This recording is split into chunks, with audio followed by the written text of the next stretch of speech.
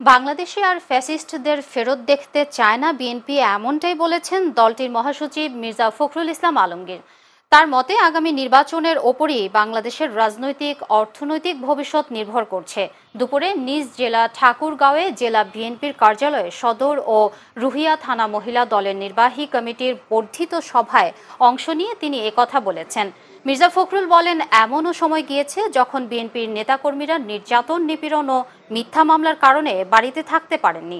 সেই সময়গুলো তাদের পালিয়ে বেড়াতে হয়েছে। খালেদা জিয়াকেও দীর্ঘ ৬ বছর কারাভোগ করতে হয়েছে উল্লেখ করে বিএনপির মহাসচিব বলেন, বিএনপির ১৭০০ নেতাকর্মীকে গুম এবং ২০,০০০ নেতাকর্মীকে হত্যা করা হয়েছে।